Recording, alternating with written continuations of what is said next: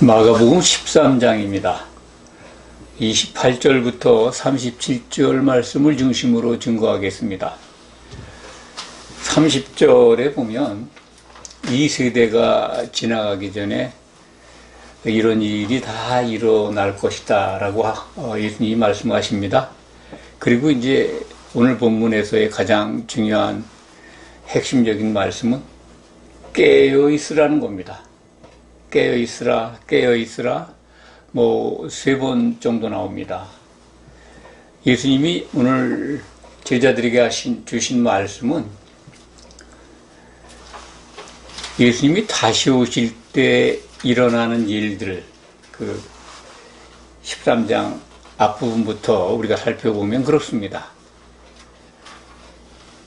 요한계시록을 적용하면 마태복음 24장, 오늘 우리가 본문으로 보고 있는 마가복음 13장, 누가복음 21절에 기록되어 있는 말씀들은 계시록을 통해서 보면 7년 환란 때에 나타나는 일들과 그리고 환란이 끝난 다음에 7번째 나팔이 불리면 일어나는 일들, 재림 나팔이죠.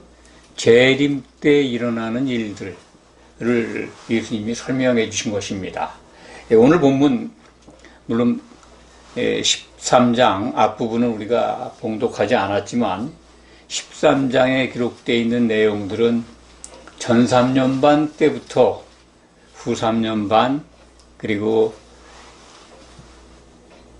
재림 직전에 마지막 나팔이 불리면서 일어나는 일들, 마태복음 24장을 보면 하늘의 권능들이 흔들린다. 달이 빛을 잃는다.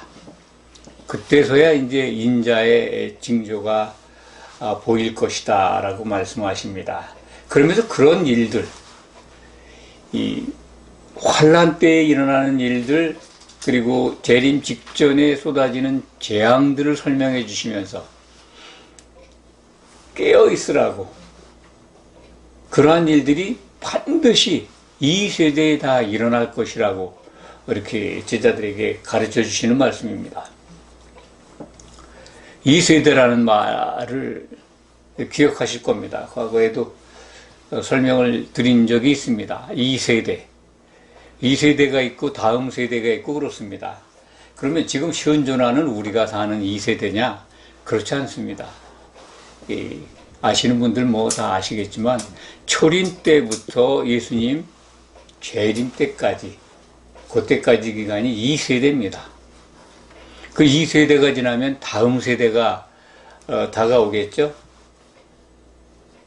다음 세대는 어떤 세대일까? 예수님이 재림하면서 이제 이런 상황들이 다 일어날 일들이 일어나면 성도들이, 교회가 휴거되고 휴거된 성도들을 공중에서 예수님이 심판하십니다. 교회의 심판입니다. 심판이 끝나면 영접받는 자들, 혼인 만찬으로 청함을 받은 성도들은 어린 양의 혼인잔치에 들어가고, 추방당하는 실족한 자들은 천년 감옥, 불지옥이죠. 지옥으로 추방이 되고, 그 다음에 이제 나타나는 나라가 그리스도의 나라입니다. 이른바 천년왕국이라고 합니다. 이 천년왕국 시대를 다음 세대로 보시면 됩니다. 그러니까 한 시대의 생이다라는 말씀을 많이 드렸는데, 신약 성경은 영생 그렇게 표현하고 있는데요. 영생으로 번역된 단어는 다 한 시대의 생입니다. 한 시대, 그러니까 천년왕국 시대에 우리가 누릴 생, 그거를 가리키는 말씀이다라고 꼭 기억하시기 바랍니다. 계시록 6장 12절부터 17절, 그리고 계시록 11장 15절 이하, 그리고 계시록 16장 1절에서 21절까지 보면 그 내용이 중심이 대접재앙 쏟아질 때 나타나는 일들입니다. 그래서 복음서에서는 7년 환란 내용과 이 마지막 재림 직전에 쏟아지는 교회에 쏟아지는 그 재앙, 그것이 이렇게 겹쳐서 쭉 이어지기 때문에 명확하게 구분이 안 됩니다만, 요한계시록을 보면 그 7번째 나팔이 불리면 쏟아지게 되는 대접재앙, 그걸 우리가 계시록을 통해서는 좀 더 자세히 알 수가 있습니다. 그 대접재앙이 쏟아질 때 여러 가지 일들이 개략적으로 이 복음서를 통해서도 여러분들 다 아실 겁니다. 모두에 조금 전에 말씀을 드렸습니다만 하늘의 권능까지 흔들려요. 그리고 그 환란이 창세 이후로 없었던 환란이라고 예수님이 말씀하십니다. 본래는 어떤 그 기간이 좀 길었는데 택한 자들을 위해서 하나님께서 그것을 감해 주셨다라는 말씀도 하십니다. 이 7 대접재앙이 쏟아지는 그 기간을 구약성경 다니엘서를 보면 45일로 추정이 되는데, 또 율법에 보면은 이 나팔절 다음에 대속죄일까지 기간이 열흘입니다. 그러면 나팔 불 때가 이제 예수님이 재림 나팔인데, 그때부터 대속죄일인 그리스도의 심판으로 우리가 이제 이해합니다. 대속죄일. 그리스도의 심판이 있기까지 열흘이니까 적어도 대접재앙은 열흘 정도는 반드시 일어날 걸로 우리가 성경을 통해서 분석할 수가 있습니다. 그런데 그 날들을 좀 줄여주신다 하는 말씀으로 이해가 됩니다. 굉장히 고통스럽고 견디기 어려운 7 대접의 재앙이 쏟아지는데, 특징이 뭐냐면 요한계시록 16장을 보면 절대로 회개하지 않는다는 겁니다. 그 기간에. 그러니까 대접 재앙이 쏟아지는 이 세대가 지나기 전에 반드시 일어날 일들, 그 중에 특히 마지막 나팔이 불리면서 쏟아지는 그 재앙, 그 가운데서도 교회 성도들이 회개를 하지 않아요. 요한계시록을 세상 사람들에게 주신 걸로 확대 해석을 하는데 그렇지 않습니다. 교회에 주신 예언의 말씀입니다. 절대로 회개하지 않습니다. 요한계시록 16장에 회개하지 않는다라는 것이 이게 반복돼서 기록되어 있습니다. 혀를 깨물고 정말로 그 고통 속에서도 하나님을 비방해요. 하나님을 비방하는 내용이 거기에 기록이 되어 있습니다. 계시록 16장 15절을 한번 읽어드리겠습니다. 보라, 내가 도둑같이 오리니 누구든지 꿰어 자기 옷을 지켜 벌거벗고 다니지 아니하며 자기의 부끄러움을 보이지 하는 자는 복이 있도다. 회개하지 않는 그때 그 타락한 교회, 예수님 재림 직전에는 교회는 있지만 정말 믿음을 가진 성도들을 찾을 수가 없는 그 지경에 있는데, 그런 재앙이 쏟아져도 회개하지 않아요. 그 오신다는 것, 내가 도둑같이 온다. 오늘 본문 말씀과 연관해서 생각하시면 이 집주인이 언제 오를지 모르지 않느냐. 왜냐하면 환란이 시작되고 환란이 끝나도 그 언제 오실지 모른다라고 하시는 말씀은 그 날을 좀 감해 주시기 때문에 그 날이 갑자기 온다, 그런 의미로 우리가 이해할 수 있습니다. 도둑같이 온다는 거죠. 언제 올지 모르니까 항상 깨어 있으라는 말씀을 강조하기 위해서 그 말씀을 주신 겁니다. 그러한 재앙들이 이 세대가 지나가기 전에 반드시 일어난다. 그걸 우리가 주목해야 합니다. 지금 우리가 아직 7년 환란의 징조는 있지만 환란이 시작된 걸로 볼 수는 없습니다. 아직은 도래하지 않았습니다. 그렇지만 여러 가지 세상에 돌아가는 교회 상황을 보면 주님이 오실 때가 가까운 건 분명합니다. 언제 7년 환란이 도래해서 이 환란기가 끝나고 주님이 오실지 모릅니다. 그렇기 때문에 깨어 있어야 하는 것은 이 시대에 우리에게도 적용되는 겁니다. 환란 중에 있는 성도들에게 주신 말씀이 아닙니다. 교회 시대, 그러니까 이 세대죠. 주님이 오실 때까지 세대, 초림에서 재림 때까지 세대 사는 우리들은 항상 깨어 있어야 하는 겁니다. 마지막 때 가가지고 회개하려고 해도 조금 전에 제가 말씀을 드렸지 않습니까? 회개하지 않는다고. 요한계시록 16장 1절부터 21절 전부가 대접재앙 때 일어나는 일들입니다. 그것이 복음서에는 이렇게 비중이 적게 기록되어 있습니다만, 그걸 구체적으로 마지막 예언서에는 자세하게 일러주고 계신데, 특징이 뭐냐? 회개하지 않는다는 거예요. 그렇게 견디기 어려운 재앙이 쏟아지고 주님이 오시는 것 징조가 확실하게 나타나는데도 오늘 제가 조금 전에 읽어드린 대로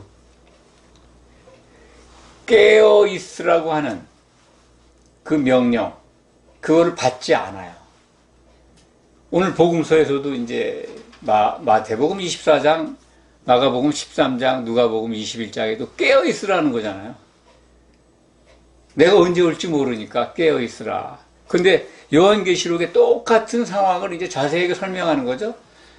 16장 15절에 누구든지 깨어 자기 옷을 지켜 벌거벗고 다니지 말아라. 그럼 깨어 있다는 것에 대한 실체적인 내용이 뭘까? 성도가 깨어 있다고 하는 것이 뭘까? 그걸 어디서 찾아야 되는가? 깨어 있다고 하는 건 잠자지 않는 거죠. 자지 않는 거잖아요. 이거 이제 어둠 속에 있지 않으면 되는 겁니다. 빛 가운데 있는 건데, 오늘 제가 조금 전에 읽어드린 계시록 16장 15절에 보면, 깨어 있어서 옷을 지켜 벌거벗고 다니지 마라. 또 자기의 부끄러움을 보이지 말라. 그래야 복이 있다. 복이 있다는 게 예수님께 칭찬 듣는다는 거죠. 하나님이 예비하신 다음 세대에 시작되는 나라에 들어간다는 겁니다. 이 세대의 마지막에 일어날 일들을 쭉 말씀을 하셨어요. 그러면 그게 끝나면 다음 세대에 복받는 일이 있어야 되잖아요. 복받는 일이라는 게 바로 깨어있으라는 거예요. 깨어있으면 된다. 깨어있다는 게 지금 우리가 깨어있어야 합니다. 예수님 오실 때 그때 가서 지금 잠자고 있고 어둠 속에 살다가 주님 오신 신호가 오면 그때 깨어있는다? 그러면 얼마나 다행입니까? 얼마나 좋겠습니까? 그런데 마지막 예언서를 보면 도무지 회개하지 않아요. 한번 시간 나실 때 요한계시록 16장을 쭉 읽어보십시오. 그 무지막지한 재앙이 쏟아지는데도 하나님을 비방하지 회개하지 아니에요. 그렇다면 이 시대에도 마찬가지예요. 이 시대에도 깨어있지 않으면요, 어떠한 재난이나 고난이 또 어떤 계기가 주어져도 회개하지 않는다는 겁니다. 우리가 가장 큰 은혜의 시간이 회개할 수 있는 시간이, 회개할 수 있는 기회가 주어지는 게 가장 큰 은혜라고 생각해야 합니다. 회개할 수 있다는 게 복입니다. 마지막 때, 지금 마지막 때지만 마지막 때의 마지막 나팔이 불린 다음에 회개하지 않을 거라고 하는 이 성경의 기록을 우리는 지금부터 마음에 담고 정말 새김질해야 합니다. 깨어있는 것을 좀 더 말씀을 드리겠습니다. 깨어있다고 하는 것, 계시록 16장 15절 말씀을 적용하면 바로 자기 옷을 지키는 것.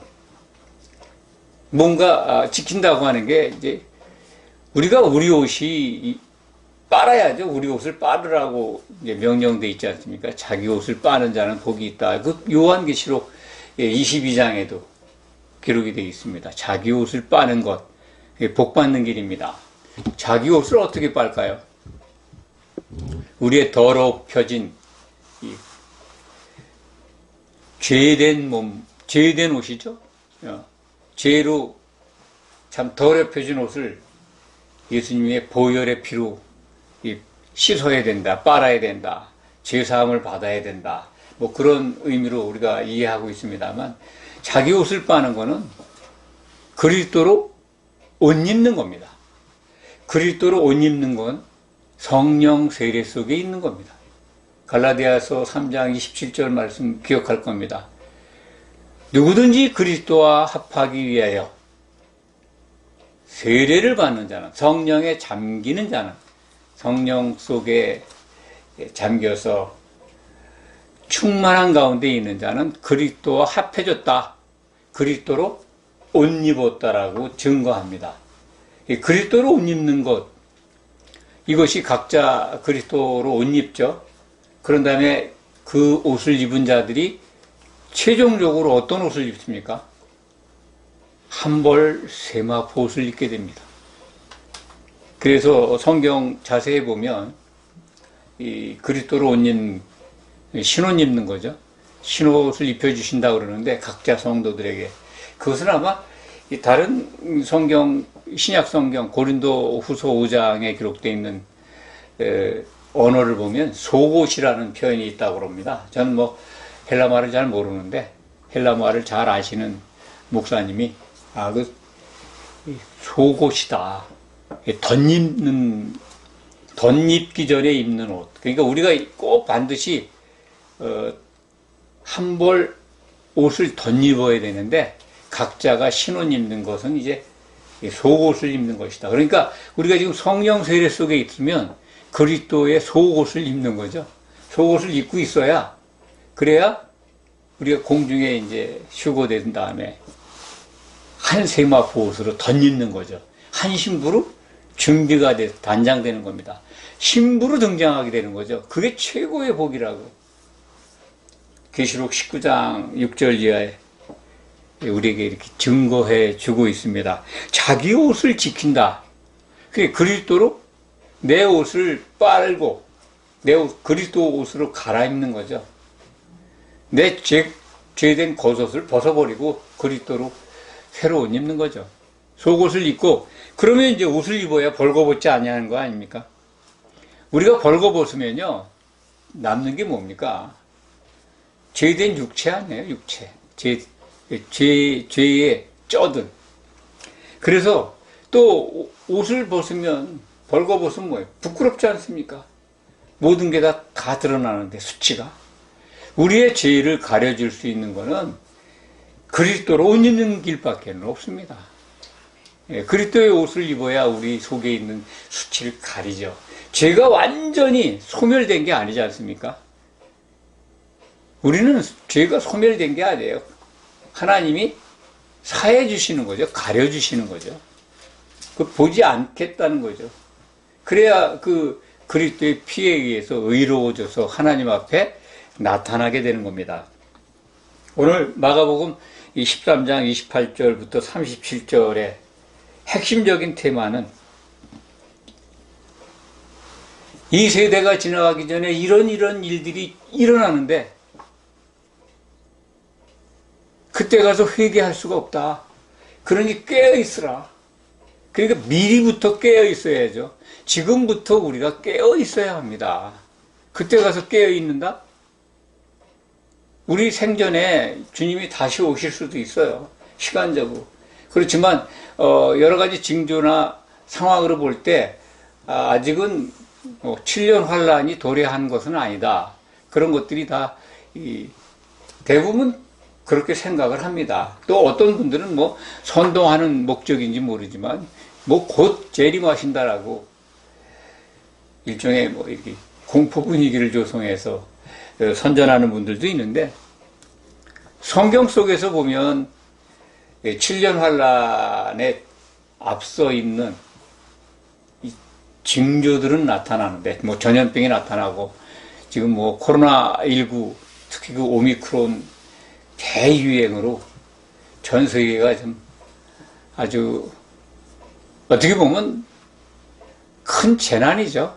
재난 가운데 있는데, 우리나라는 뭐 지금 환자가 10만을 매일 돌파하고 있다라는 뉴스가 상당히 많은 사람들을 우울하게 합니다. 뭐 조심하는 수밖에 없고, 다행히 이 전파력이 약해져서 독감 정도, 독감보다 좀 더 강하다 그렇게 보는 분들도 있고, 독감보다 약하다고 이 말씀하는 분들도 있는데, 어쨌든 그런 환란들이 나타나는 것, 지구촌에 이런 재앙들이 나타나는 것들이, 전염병을 통해서 나타나는 것들이 마지막 때의 마지막 징조가 아닌가, 이렇게 생각하는 분들이 많이 있습니다. 그러니까 임박해 있다.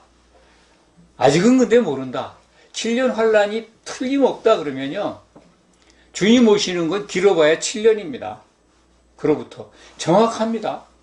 하나님의 시계 기준으로 우리에게 인간 시간으로 예측할 수 있게 주신 거기 때문에 반드시 그대로 성취될 겁니다. 그때 일어나는 일들을 성경에 미리 일러주셨고, 그런 일들이 일어난 그때가 바로 이 세대가 지나가기 전이라는 겁니다. 그러니까 이 세대, 곧 재림까지의 시간, 그 안에 다 일어난다는 거예요. 그러면 예수님이 재림하는 거죠. 다음 세대가, 다음 예수님의 통치 시대가 임하는 겁니다. 다음 통치 시대에 우리가 복받고 칭찬받으려면 어떻게 되느냐? 오늘 말씀을 적용하면 깨어있으라는 겁니다. 깨어있으라. 깨어있는 게 뭐냐? 요한계시록 16장 15절에서 찾으면 자기 옷을 지켜서 벌거벗지 않고 수치를 보여서 부끄러움을 당하지 않는 겁니다. 그러니까 그리스도로 옷 입는 거예요. 그리스도로 옷 입는 거는 성령 충만한 상태에서 믿음을 지켜가는 겁니다. 곧 그러한 성도들은 이기는 자가 될 겁니다. 이기는 자가 돼야 하나님께 칭찬받고 복받는 자입니다. 계시록 16장 15절에 복이 있도다.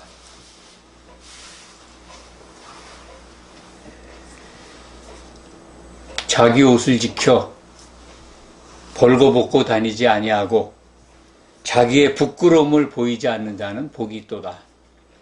또 어린 양의 혼인 만찬에 청함을 받는 자들은 복이 있다. 이게 최고의 복이라고 말씀을 드렸습니다. 헬라말로 마카리오스 복이라고, 세상에 없는 복입니다. 이 땅에서 받고 누리는 물질 세계의 복이 아닙니다. 이 차원이 다른 복인데 이걸 갖다 구별 못하니까 그냥 복 준다고 하는 그런 언어에 취해서 그저 빌고 또 빌면, 기도하면 요구하는 것, 간청하는 것 다 주신다고, 세상 복 받고 성도들이 받는 최고의 복을 못 받으면 무슨 소용이 있습니까? 그런 잘못된 교훈, 잘못된 전통에 의해서 정말 우리에게 주시고자 예비하신 하나님의 복을 놓치는 불행을 우리는 겪어서는 안 됩니다. 그런 믿음 생활은 정말 불행합니다. 절대로 하나님이 우리에게 주시려고 예비하신 이 복, 최고의 복을 놓치는 그런 일이 없도록 이기는 자가 되기를 간절히 소망합니다. 꼭 승리하셔야 합니다. 기도하겠습니다. 아버지 하나님 감사합니다. 마지막 때 이 세대가 지나가기 전에 일어나는 일들, 그리고 다음 세대에 일어나는 일들을 성경을 통해서 알게 해주셔서 감사합니다. 잘 준비해서 다음 세대에서 복받는 이기는 자가 되어서 주님과 더불어 그 나라를 통치하는 영광에 들어가기를 원합니다. 벌거벗지 아니하고 오직 그리스도로 옷 입어서 주님이 오실 때 한 벌 세마포 옷을 사랑하는 성도들과 함께 입고 아버지를 찬송하게 되기를 원합니다. 참으로 감사드립니다. 예수 그리스도의 이름으로 기도하옵나이다. 아멘.